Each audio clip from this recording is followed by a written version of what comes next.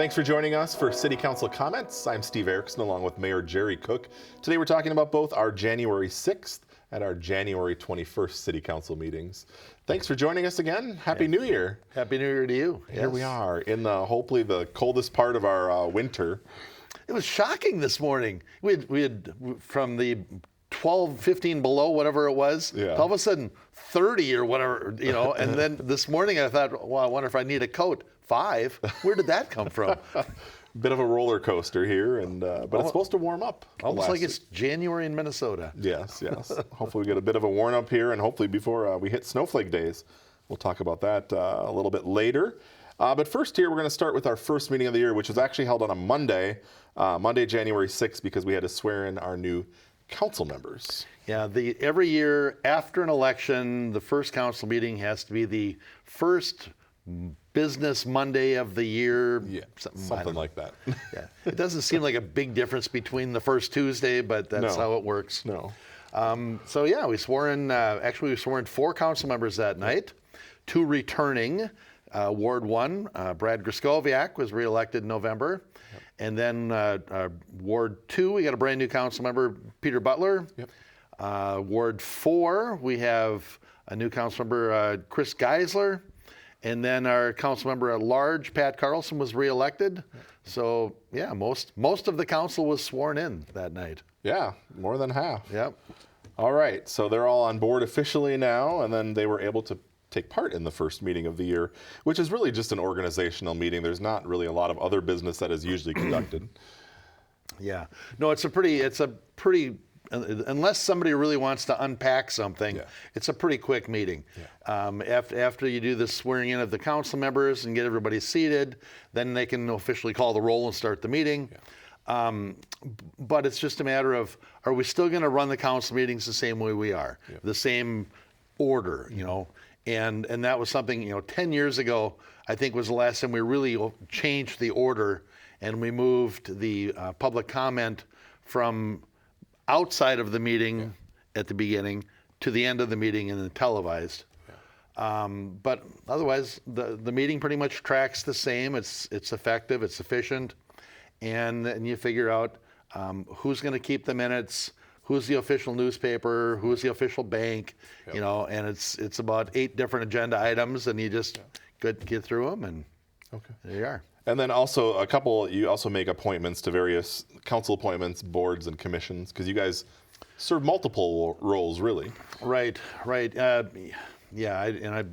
hate to even start, but you've got the Fire Protection Council, you've got Twin City Gateway Visitors Bureau, North Metro Mayors, Joint Law Enforcement Council, Youth First. There's an Okehennepin Community Education Board. Yeah. Is there still a super rank, or? The super rank kind of phased out. Okay. Yeah, because for years we had a representative on that. And I'm sure that there must be others. Yeah. But in December, we discuss who should be appointed where, and there's usually a primary and then an alternate. Yeah. And it's not just the council meetings and the council workshops. Yeah. There's these other commitments. Well, then on top of that, you're meeting with residents. And there's always community things going on. Yeah, so lots of different roles, and then some of the city staff members also serve on these commissions and as backup people as well. Yeah, absolutely. All right, so we got that all taken care of, and like you said, that's a pretty short meeting. That was our first meeting of the year on Monday, January 6th. 2 weeks later, this week, Tuesday, January 21st was our second meeting of the year, and we started off with, we had a very full audience for this meeting. One of our biggest, I feel like. I don't recall it being that, the chambers were, every seat was filled. Yeah. 2 rows deep at the back wall and standing outside of the chambers. Yeah, but we had a great thing to start with. We had the oaths of office for 5 new police officers. There was a lot going on, and that wasn't all. Yes, but 5 police officers, 5 new officers, which is awesome. Yeah. If they've served in other if they've served in other departments in other roles. Sometimes they come in laterally. They were a police officer there. Sometimes they were a community service officer. Yeah. there's often officers from there, that's there to witness them and support them, plus their families, and it's great. Yeah. And there was 5 of them, and they all have somebody that's special to them, pin their badge on, and then I get to swear them in, which is a tremendous honor. Yeah. And we had Adam Backman, we had Peter Giese, Carol Walsmith, Selima Saldivar, and Ariel Huddleston. And one of the things that Chief Steiner always talks about is we never renew a badge. Yeah. I think we're up to about badge number 205 or something like that. Except Ariel Huddleston got badge number 139 because that was his badge number when he was sworn in here April 1st, 2014. Okay. And he was a fabulous officer here, but he took a job at a department closer to where he lived. And but after 2 years, he came back. So we're thrilled to have him back, and he got his old badge number, 139, and here we are. That's great. I think one of my favorite parts of the whole night was the one officer. She had her 2 kids come up and pin on the badge. Oh, so they sure. both got to do it. Yeah. And he the second child comes up and kind of rips it off and just sets it back on. That was great. But it was nice that they were both able to be involved in this special moment. And they all have their special stories. A couple of them are hometown kids. Graduated Coon Rapids High School. They did the Coon Rapids Police Explorers, Reserves. They're. Yeah, and some of these are, one just grew up in abject poverty, and that's one of their roles is to try and help people find resources, and it's some pretty cool stories. Yeah. And Ariel Huddleston, it's fun to have him back. He was the one that he always apparently kind of finds his way to where he's needed. Yeah, exactly. And we had a car that went through the ice by the pond at Northdale and Hanson, and he was the first officer on scene and stripped down and jumped in and got them out of the car, and that's commitment. That's what we like. Good heart. Certainly is. So welcome back to him, and it's great to have the others on board. And there we're at. All right, we'll move forward to Coon Rapids Snowflake Days. You read a proclamation proclaiming Snowflake Days, and also there was some presentation for the button winners. Yeah, so they've had a contest rolling for a while, and they got it down to 6 buttons, and then they selected 3, so they awarded honorable mention, second, and first place. And I forgot to write down the names of the winners, but we sure thank them, appreciate what they did. And then our own council member at large, Pat Carlson, is the Snowflake Days marquee this year. So while he was at the dais in his role as council member, he wore the fur-lined cape for the entire meeting. He likes to be in this for things because I thought he was the marquee last year, but then he was Rocky. Yeah, well, he was Rocky for a couple events last year. Yes, but in the parade, so he was I remember him in a costume, so it's like, I think he likes these furry costumes. So we're going to play that part for him. Yes. Pat, we hope you're watching. He's a good sport. But yeah, it's great to have him as the marquee this year. Yeah. So then he put the official hat on too, and came in front and awarded the checks and congratulated the button winners, the drawing winners, and then they gave us a rundown of all the upcoming events, and there are a lot of them. Yeah. And they start January 31st, and they run through February 9th. And the only thing that starts just a little bit earlier is the Mayor's Cup Simulator Golf Tournament. There are so many people signed up for that, they have to start the eliminations a couple days earlier, I guess, up at Bunker. Yeah. But it should be a lot of fun events. All right. You still got your own event. I saw that. So the finals. It's not mine. It precedes me as mayor. It's the old mayor. So you don't I have nothing to do play with in it? No, I'm not a golfer. It's the simulators. All right. Well, so you won't be there, but I imagine you'll be at some of these other events. Yeah. So like I might be there. It just doesn't have anything to do with me. Okay.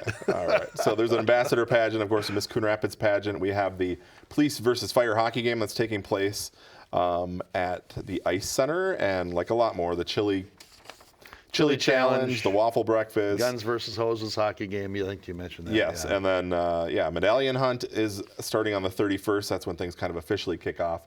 And you do need one of the buttons in order to claim the $500 prize. So new clues will be posted daily on that. You can get more information on the city website under events, and also the CoonRapidsSnowflakeDays.com website. And there's also Facebook pages as well. Yes, and the buttons are available at High 10 Service Center down at Coon Rapids Boulevard, City Hall, and new this year, they're available over at Chanticleer Pizza and Grill. Yeah, on Crooked Lake Boulevard. It's Chanticleer, but I know there's more to the name. Yes. It's like Chanticleer Pizza Grill or something like that. whatever.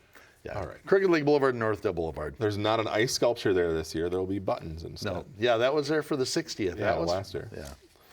And it was a little warmer then because we were worrying about all the melting. Remember back? Oh my gosh! Yeah, trying to keep it frozen for at least part of the event. Yeah, that was a challenge. So again, January 31st through February 9th is when Snowflake Days runs this year, and it's the 61st annual event. 61st annual. Yep, 2 weekends in a week. Yep. All right.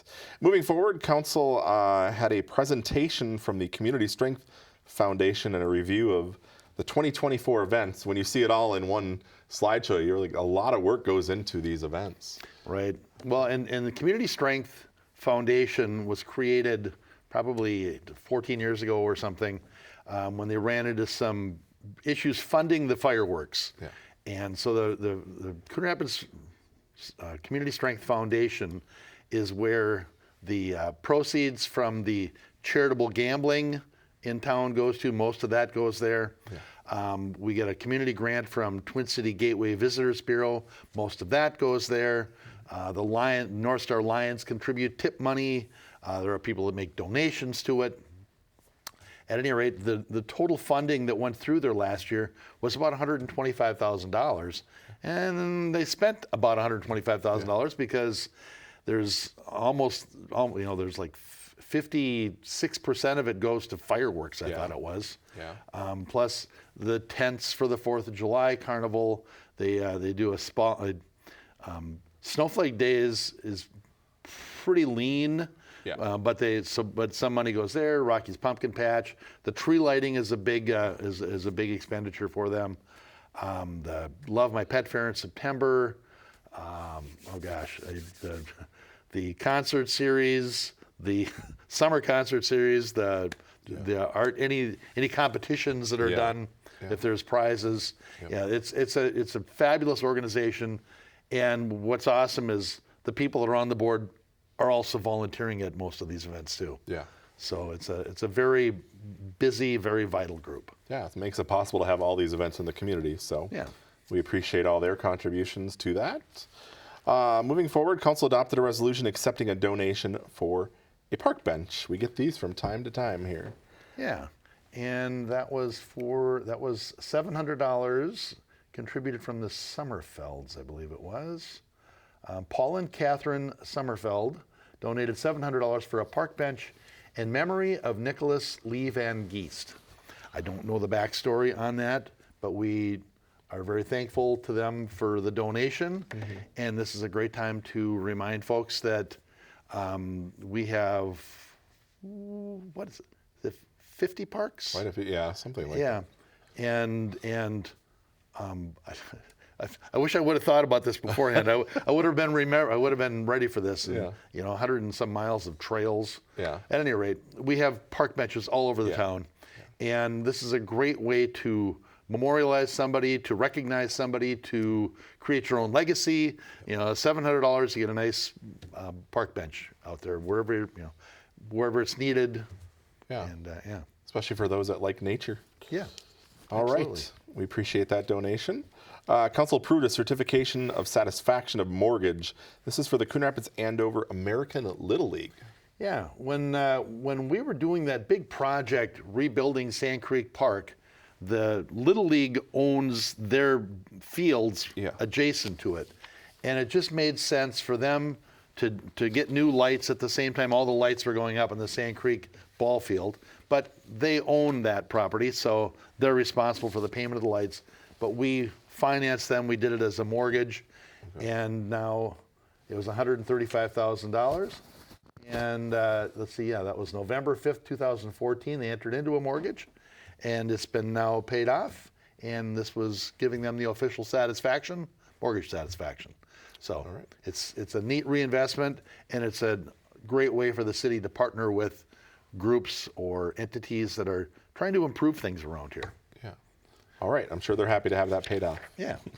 All right. Moving forward, Council adopted a resolution accepting plans and specifications for the 2025 full depth reclamation project and authorizing the solicitation of bids. This is road work, correct? This is road work, and this is considered a mill and overlay, but these are roads that the asphalt is too thin to actually mill like half of it and replace it. Okay. So they'll be doing a full reclamation down to the dirt, but it's still, in essence, a mill and overlay because we're not doing any curb work, we're not doing any utility work.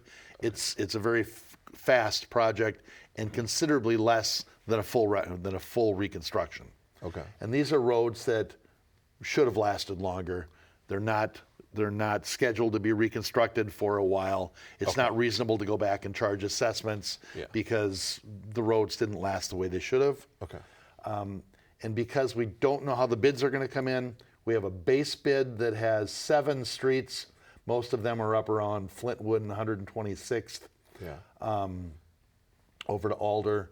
And but then we've added 4 streets as a bid alternate if the pricing comes in right. Okay. And that's Zion, Avocet Circle, Zilla Street, and Yellow Pine, just little sections, into cul-de-sacs and things. Okay. So this is basically to prolong the life of the bad roadway. yeah. I mean, this is to get us at least 10 more years before we have to consider reconstruction of it. Yeah. Then do the full reconstruction. Yep. And at that point, then whatever residents, whatever businesses would be assessed for their portion or however they're doing it 10 years from now. Yeah. So it kind of brings it to the normal, puts it back on the normal cycle again. Correct. And everybody, let's see, and this construction is expected to take place between May and early June. And everybody that is going to experience this will get notices via the U.S. mail. Okay. All right. Construction season will be here before you know it. Absolutely. All right. Council approved agreements for contract services with Cedar Creek Energy. This is for solar system installations at Fire Station 3 and the West Water Treatment Plant. I believe we got grants for these, correct? Big grants. Yeah. So, sorry. I think it was a bit of a misnomer. It was the Inflation Reduction Act from the federal government, but we were able to use that money to fund most of these projects. And in fact, there's just very small investments from the city to do a solar array on the West Water Treatment Plant and our new Fire Station 3 building. And I think between them, I thought it seemed like it was 100,000 kilowatts. It was a lot. Okay. So for us, it really almost considered it's a no-brainer. The Cedar Creek Energy seems to be a phenomenal group for installing these, for handling this, abundantly qualified. The locations are optimum because they're new roofs, and it's 30 years. Yeah. They're going to be starting to, because of our small investment, they're going to be in the black within the first couple of years. Okay. So. And these had to be in certain locations because of the one electric company, right? It was either CenterPoint or Connexus territory, because this is a grant through them. So. Yeah. Let's see. Well, these are both in Excel territory, so it must be Excel then. Or Excel. Okay. Yeah. Yeah. So they only had so many different options for buildings they could do this on. So. Right. Yeah, and it's got to be a building with a new enough roof. Yeah. Because you don't want to be removing them to replace the roof at some point. Yeah. So. Yeah. All right. These were great candidates, and this would be an excellent project. Okay. And on the fire station, it's over on the east section of the roof, away from where we launched the fireworks. Okay. And not impacted by them. So. Yes. That was very important. Don't do anything to the solar arrays. All right, those will be installed, it sounds like this year. So Yes. All right, moving forward, Council adopted a resolution approving a MnDOT contract. This is a cooperative construction agreement for Trunk Highway 10 improvements. This is the third lane project we've talked about for a long time, and that work is actually going to get underway this year. Yeah, this spring, this summer, yeah. And this is the add a lane, adding the third lane from Hanson over to Round Lake Boulevard. Yep. And this was our cooperating agreement with MnDOT. And as far as we know, Tim, Mr. Himmer thinks there's only one more thing we have to deal with on this. But this has been front and center. This has been so much attention from us for the last, 15 years? I don't, they did the one set of add lanes that got it up to Hanson. Yeah. But we've always known it needed to get at least around Lake Boulevard. Yeah. The original plan was actually to take it through 7th Avenue, and then more traffic studies showed that by the time you get to Round Lake Boulevard, enough cars have gone north, to Andover, Oak Grove, or wherever, that we didn't need to go beyond that. Yep. And that saved a lot of money on the project because there were some bridges that needed to be widened if you went further west. Yeah. All right. I'm making a short story long. We're excited. They're going to get the lanes added to Highway 10 this year, and this was very close to the last agreement. All right. And the highway will remain open. There will be some closures, and I know there's going to be some ramp closures, I believe, at Main Street and Round Lake Boulevard. I don't think Hanson, but so obviously there'll be more information on that. So there might be a little bit of short-term pain for the long-term gain, but Well, and even the construction area ends 700 feet, I think it was east of Round Lake Boulevard. Okay. So I think that they're lining it up with that exit lane there. So I think that's where the construction, unless I misunderstood and it was east or west, but I think it was east. Well, we'll find out soon. We'll find out. Yeah. All right. Well, we all look forward to that. That's all the business we had that we wanted to talk about here today. We already talked about Snowflake Days again, January 31st through February 9th. Lots of events to get involved with that. We also have the Winter Concert Series, which is coming up here and kicking off in February. Yeah, February 13th, we've got the Flores. Yep. And then March 13th, because unless it's a leap year, February and March always have the same dates. March 13th is the Kenny and Friends. Yep. And then April 10th, we have the Backyard Band. Yeah. And as far as I can recall, it's still the dessert series, right? Yeah, so it's dessert. You get dessert and a beverage with tickets. Yeah. $8 for adults, $5 for 12 and under. You can purchase tickets at the front desk of City Hall, I believe, also on the night of the performance. Yeah, and it's all over in the Civic Center there. Beautiful room. It's a lot of fun. All right. We also wanted to talk about the Front Door Grant Program. That popular program, applications opened this month for anyone that's interested in trying to get some money to help them with their exterior improvements. Yeah. And as of January 6th, we had 119 apps. Yeah. I checked my phone, but because I think I may have an updated number. Oh. Okay. You can. Just go ahead. And, this is sort of live TV, but, all right. but not. And the applications have to be in through or by February 26th, and the drawing will be March 5th. But it is a great program offering grants, and I don't have a number. Update. You don't have a number. Oh, well, I'm sorry. As of last Friday, they were at 199 applications. Oh, wow. So about 200 as of mid-January. That's good. I know we had over 300 last year, so. Okay. But yeah, everyone's always excited when we do the drawings if their house is going to be called, and they get some rebates, and it's up to $5,000. It depends upon the scope of your project and the amount of work you're doing as far as the amount of the grant you get. Yeah, and it all relates primarily to curb appeal. Yeah. When you pull up, what's going to improve how that looks at the street? Garage door, driveway, overhang, front door, things like that. And it's limited to homes in the area because it's really targeted at our old housing stock. So it's homes with an assessed market value less than $400,000. Okay. So if you've got your new value and it's less than $400,000 and you've got some curb appeal projects, what the heck? Yeah. Try it. Try. See if your name gets drawn. You can find out a lot more on the city's website, coonrapidsmn.gov. That's where you'll apply, and you can read all of the program rules there. You can also find that information in your newsletter. Seeing we haven't been on, we haven't talked about this, but We haven't. this came out early January, January 5th, 6th, somewhere in there. So this should have showed up at your house. If you don't have a copy, you can get one at City Hall, or there's also the online version on the website. You can read the whole thing right there. This is a great tool. We send this out 4 times a year, and it's everything that's going on in town. You know, our next one will have all of our summer meeting in the park dates. It'll have all the 4th of July dates. This one's got the Snowflake Day information, plus the Northwest remodeling show that'll be coming up. It's just a wealth of information. It's usually got some tips in there from the fire department, some tips from the police department. It's a great tool. Great tool. A lot of work goes into it, and people that use it get a lot of value out of it. All right, so check it out. Hopefully you didn't throw it away, but again, you can get additional copies at City Hall, or check out the digital version on the website. Yeah. And that's about all I had. Anything else you got? I think we're good.